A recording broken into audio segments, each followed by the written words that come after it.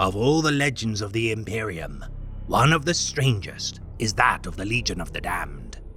For those who know where to look, there are many corroborated accounts of these otherworldly warriors, their unexpected appearances upon a desperate battlefield, and their sudden and inexplicable disappearance at the battle's end.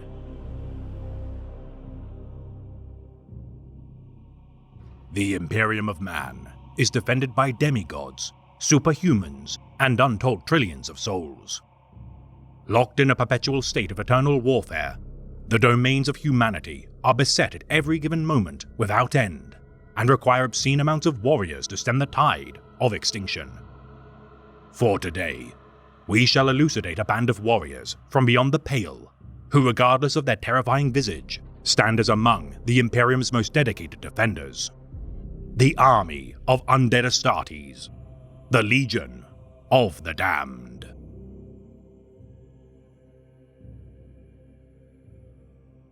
In order to understand the origins of the Legion of the Damned, one must scour what information exists of their current deployments in order to glean insight into their past.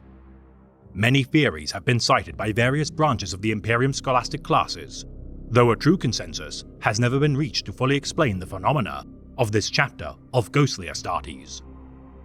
The Librarian Creed believe their manipulations of the warp to have imbued the conviction of the fallen to punish the guilty to have manifested into a life of its own. A consensual hallucination conjured by the collective resolve of humanity as it feeds into the Immaterium. The Adeptus Astartes, regarded as the Emperor's will made manifest, it is reasonable to assume that the veneration of their creed upheld by trillions of souls has galvanized into a material form. Members of the Inquisition foretell the Legion of the Damned to be demonic in nature, tools of the Emperor which can be summoned where the barrier between real space and the Immaterium wanes. The first recorded presence of the Legion of the Damned, cited during the war within the Webway, it is said that the Master of Mankind gathered the souls of loyalist dead, such as those upon the Urgal Depression of Istvan V, to fight once more, his fallen son, Ferrus Manus, leading the charge. Yet among such theories, one is regarded as the most crucial to understanding the formation of this legion of spectres, their connection to the extinct chapter, the Firehawks. Sired during the 21st so-called Cursed Founding, these veterans of countless campaigns, including the Badab War, had nonetheless suffered many losses, including 2 of their homeworlds during their millennia of service. Verging on losses which could have caused their extinction on several occasions, as is befitting of their chapter iconography, the Firehawks arose, alike to the proverbial phoenix, with each catastrophic loss. Noted for their merciless disregard for the plights of endangered collaborators in battle, their withdrawals during their allies' times of need would reach its zenith when fighting alongside the venerated first founding chapter, the Iron Hands. Beginning a 3-century-long feud between the two chapters, such ignominy would be resolved during a duel for the chapter's honor, with the death of the Firehawks' then commander by the hands of the Iron Tenth. Their last recorded action, made during 963.M41, the Firehawks investigated the Crow's World subsector in order to engage Eldari raiders of an unprecedented scale. Requiring the entirety of their chapter and their mobile fortress monastery, the Rapturous Rex, to combat the Xenos. Their amassed strength of 5 Voidcraft, more than 800 Astartes, and 2,000 personnel lost within the tides of the Immaterium, with no word from the chapter for 20 years since their departure. All hands were recorded as lost, as the Bell of Lost Souls tolled 1,000 times to mark their passing. Though a black candle was lit within the Chapel of Fallen Heroes, it is said that these stranded Astartes did not truly perish. Transformed by the influence of the warp, despite their hearts remaining pure, these warriors refused to abide the enticements of chaos. Answering hails to combat overwhelming assaults made against the domains to the Imperium's infrastructure, Imperial Navy patrols arrived to such hails, finding masses of enemy corpses, littering war zones with no sign of their aggressors. The final account of this spate of strange occurrences, recorded within the SIFT system of the Mandeville Point, such vessels secured burial coffins left in the wake of a withdrawing voidcraft of the concluded war zone. Identified to have originated from the Firehawk voidcraft, Absolute, the decayed remains of 2 Space Marines with an armor marked with unknown heraldry, for a time puzzled the inquisitorial investigators. The enigmatic Astartes, aiding a beleaguered research station beset by Orc freebooters a year later from this incident. After annihilating the Xenos, the fellow Astartes left behind a banner of the Firehawks, inscribed with High Gothic scripture. In dedicato imperatum, ultra articulo mortis, translated as, for the Emperor, beyond the point of death. While evidence supports the claim that the Firehawks are most certainly members of the Legion of the Damned, it is by no means unlikely that this band of ghosts have assimilated many fallen Space Marines into their ranks. The integration of the Firehawks, merely the newest batch of Phantoms to join their cause, laying to rest their former trappings of their chapter, in order to assume the mantle of death incarnate.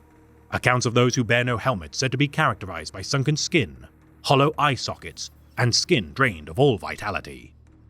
Reports made by the Inquisition cite that 600 of the Firehawks chapter perished during their time spent in the warp, their support craft lost with all hands. The surviving Astartes, driven mad by pain, wishing only for death, their duty to the Emperor regardless forbid them to perish, and thus drove the survivors of the Firehawks to endure until their duty was done. Abolishing their established ranking conventions and officer cadre, these living dead Space Marines resolved to embrace death beyond all norms of the Astartes creed. Strict adherents of the Imperial cult prior to their transformation, the Firehawks, now clad in light-swallowing black ceramite, embody the purest form of the Angels of Death. Rumored to be fueled by the psychic backlash of prior sins made against humanity, events such as the massacres of Istvan III, Istvan V, Calth betrayal, and untold sins made against the Adeptus Astartes permeate through the Legion of the Damned as blood courses through a man's veins. Invigorated by an obligation to make the culprits of such heinous atrocities pay for their crimes against the fallen subjects of the Emperor, the zeal of the Legion of the Damned is unleashed through acts of cold and calculating purges. Finding no trace of teleport signatures from Auspex data retrieved from war zones where the Legion has been present, the Inquisition surmises that these supernatural entities harness warp travel independently from the Astronomicon in its pure, raw form. Able to traverse the galaxy, even when warp storms engulf much of the Imperium's domains, it seems that the Legion of the Damned can infiltrate practically any location which may otherwise seem unreachable. Yet speculation assumes that should psychic wards and countermeasures be strong enough, these may bar the Legion's path. Diverting immense resources to find a means to harness such mastery of warp traversal, the Ordo Chronos, should they prove successful in replicating the Legion's methods, could revolutionize the Imperium's war effort by enacting simultaneous sudden strikes across the length and breadth of the galaxy. Each member of this branch of the Inquisition spending their entire careers hoping to one day study a single first-hand account of the Legion's actions. Despite the best efforts of the Ordo Chronos, these spectral Astartes seem to have an uncanny ability to conspire with natural disasters, telekinetic phenomena, and even mass onsets of cranial aneurysms to prevent their secrets from being uncovered. Bursting from sulfur-laced pillars of flame at the height of the most terrible war zones, those blessed with the fortune to witness their combat regale tales of the greatest feats of martial skill imaginable. Never wasting shot nor blade strike to wound, every action of the Legion of the Damned ensures another kill to their tally, their economy of motion causing all mortal Astartes who bear witness to be rendered awestruck. Force weapons, melted discharges, and even plasma fire pass through their forms, as if through thin air, with only rare successful strikes being shrugged off, which would otherwise ensure the destruction of even a heavily armored dreadnought. Typically armed with bolters, flamers, heavy flamers, and multi-melters, the Legion of the Damned cleanse the wicked with purging flame, facilitated by incredible efficiency. Once battle subsides and survivors have been saved, these ghostly Astartes vanish from the battlefield, with no fanfare, nor word spoken, the holograph-like static which remains the only brief trace of their intervention.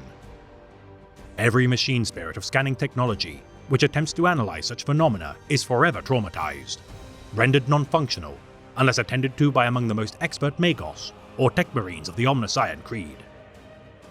Such machines are unable to recall any data they have extracted, The mortal survivors of such incidents also incur bouts of mass amnesia, despite the scent of the burnt flesh of the Legion persisting within their nostrils for solar weeks, if not their entire lifetime.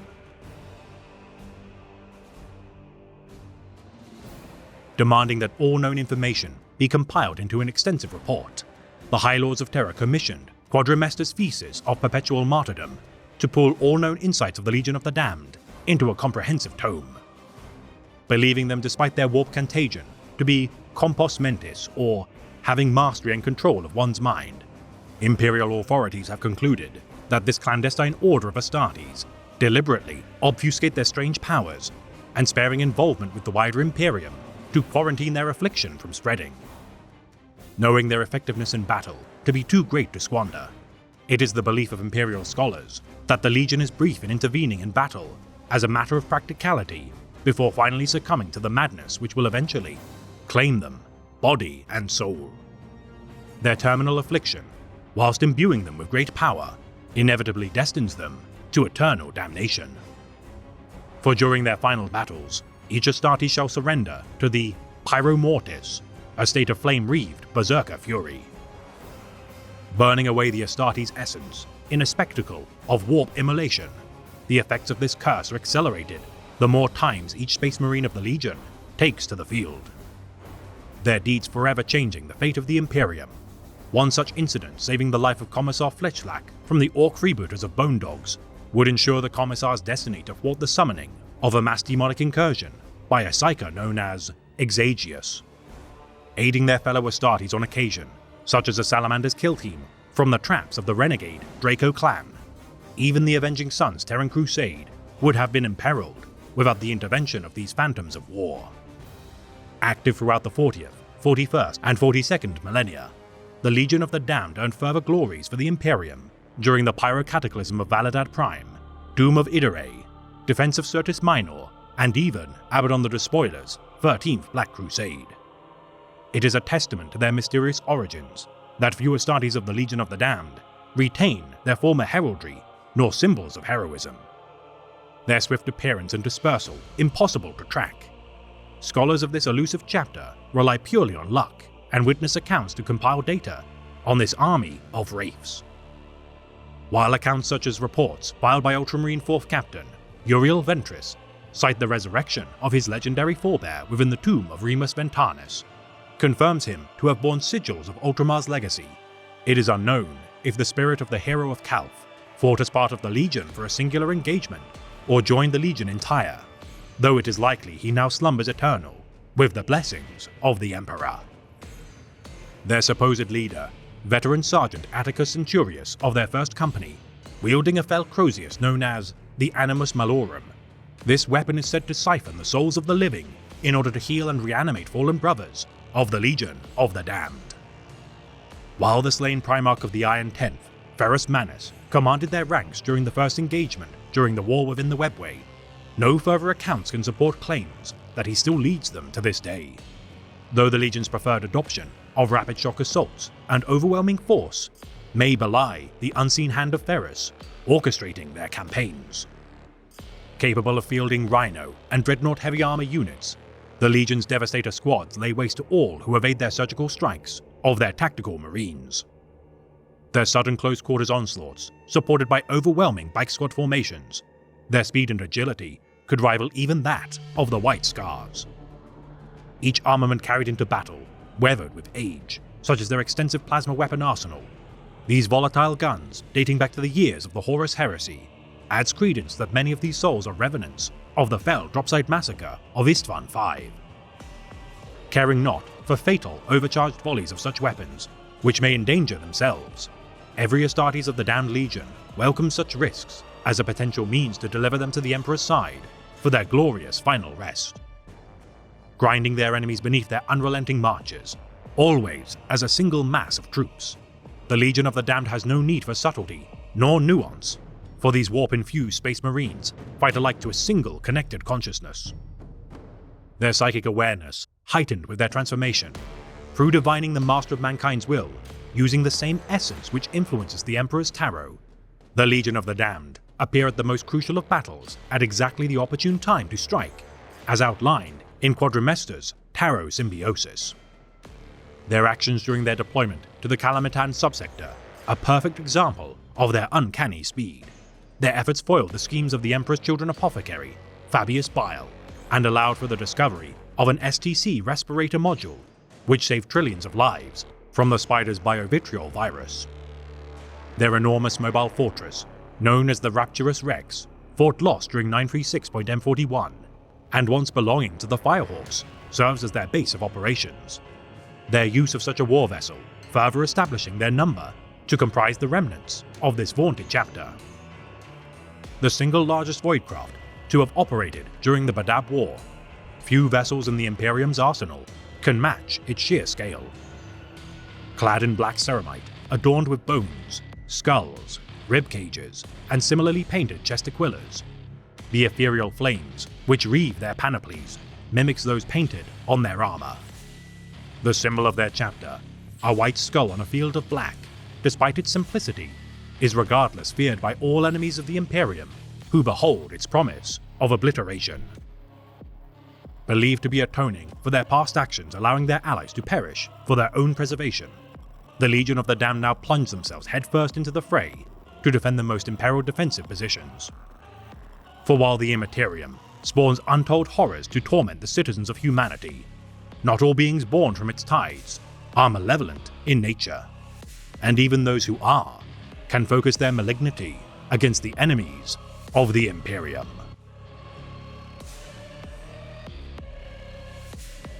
They are creatures born of the warp, that much even a child could divine. Though they wear the shape of mankind's vaunted defenders, is a matter as immaterial as the warriors themselves. They are demons, and they must be brought low, just as with all their malefic kind.